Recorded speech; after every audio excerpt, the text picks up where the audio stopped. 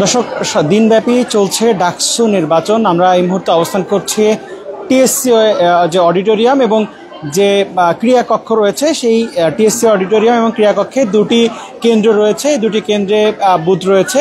মূলত এই টিএসসিতে রোকেয়া হলের যারা ভোটার রয়েছে ৫,০০০-এর একটু বেশি যে সংখ্যক ভোটার, সেই ভোটাররা এখানে ভোট প্রদান করছেন। আমরা এখানে আসার পরে আসলে ভোট কেন্দ্রের যে পরিস্থিতি দেখলাম, এখানে বেশ নির্বিঘ্নে ভোট গ্রহণ চলছে। আমার পেছনে দেখছেন নারী যারা ভোটার রয়েছে তাদের কিন্তু দীর্ঘ ভোটারের যে সিরিয়াল সেটি আমরা এখানে লক্ষ্য করছি।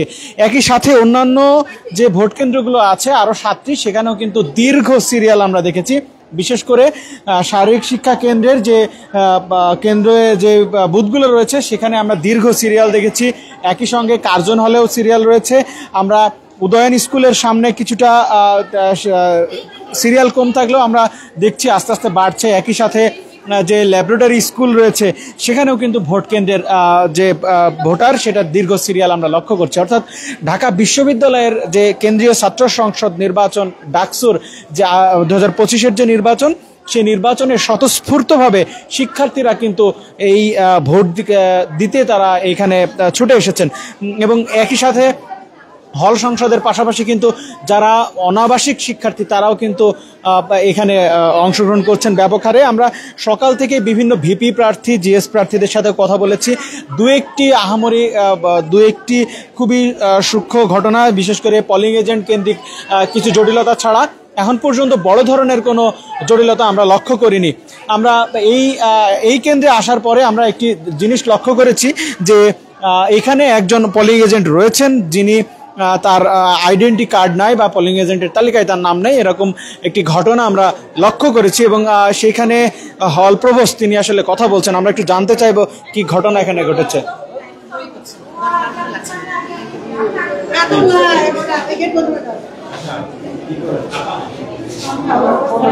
ঠিক যেমনটি বলছিলাম, এখানে একজন শিক্ষার্থী পোলিং এজেন্ট হিসেবে তিনি এসেছিলেন, কিন্তু তার আইডেন্টি কার্ড এখন পর্যন্ত দেখাতে পারেননি, যদিও তিনি বৈধ শিক্ষার্থী বলে বলা হয়েছে। সেই বিষয়ে এখানে যিনি হল প্রভোস্ট রয়েছেন, দায়িত্বে রয়েছেন, তারা ছাড়া অন্যান্যরা এই বিষয়ে আসলে কথা বলছেন।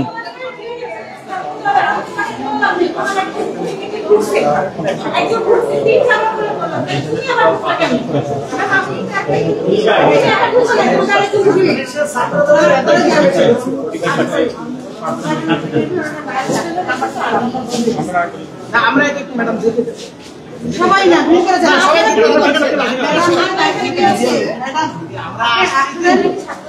আমাদের টিমে 3 জন আছে। না এই অনেক না না 3 জন গুলো নাই, সব মিলিয়ে আমি না করছি না। নাম্বার নিয়ে যান, তারপর আমরা ম্যাডাম আমাদের এজেন্ট আসলে নাম বলেই আর কিছু সেটাই।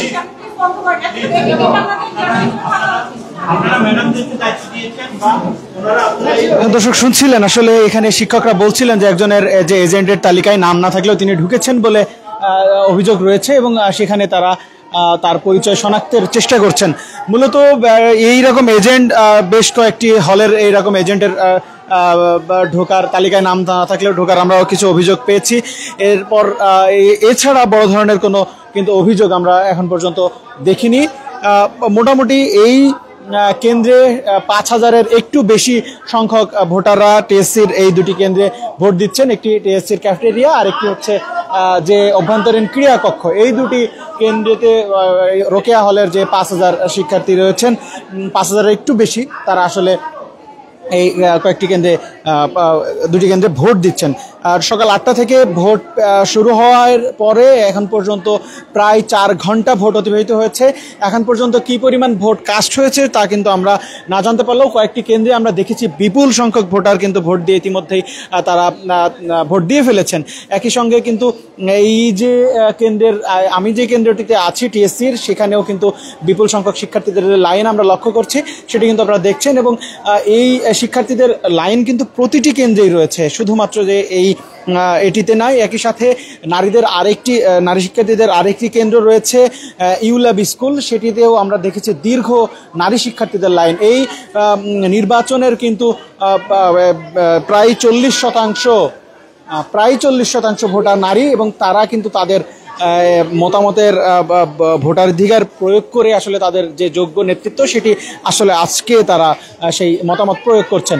তো এই টিএসসির কেন্দ্র থেকে আমরা আসলে জানানোর চেষ্টা করছিলাম সর্বশেষ টিএসসি এই ডাকসু নির্বাচনের আসলে কি পরিস্থিতি। আপনারা কে কোথা থেকে দেখছেন জানাতে পারেন, ডাকসু নিয়ে আপনাদের মতামত কি সেটিও জানাতে পারেন। দর্শক, আপনাদেরকে জানিয়ে রাখি, আজ ঢাকা বিশ্ববিদ্যালয় কেন্দ্রীয় ছাত্র সংসদ ডাকসু 2025-এর ভোট গ্রহণ চলছে। সকাল 8টায় শুরু হওয়া এই ভোট গ্রহণ কিন্তু বিকাল 4টায় শেষ হবে, এবং একই সঙ্গে প্রায় 40,000 শিক্ষার্থী তাদের যে প্রতিনিধিত্বকারী তারা বেছে নেবেন। একই সঙ্গে 8টি কেন্দ্রে 810টি কিন্তু বুথের মাধ্যমে এই ভোট গ্রহণ চলছে। আমরা সকাল থেকে বিভিন্ন কেন্দ্রে ঘুরে ঘুরে দেখেছি, বিভিন্ন প্রার্থীর সাথে কথা বলেছি। এই নির্বাচনে বিশৃঙ্খল কোনো পরিস্থিতি এখন পর্যন্ত তৈরি হয়নি, তবে বেশ কয়েকটি উদ্বেগ জানিয়েছেন কয়েকটি ছাত্র সংগঠন এবং প্রার্থীরা। বিশেষ করে পোলিং এজেন্ট সংক্রান্ত বেশ কয়েকটি অভিযোগ আমরা পেয়েছি। এছাড়া আসলে মোটা দাগে এই ডাকসু নির্বাচনে এখন পর্যন্ত কোনো ধরনের অপ্রীতিকর ঘটনার কোনো তথ্য আমাদের কাছে নেই। এই ছিল ডাকসু নির্বাচনের সবশেষ পরিস্থিতি। পরবর্তীতে আপনাদের সাথে আবারও যুক্ত হব। সে পর্যন্ত বাংলা নিউজ 24-এর সাথেই থাকুন।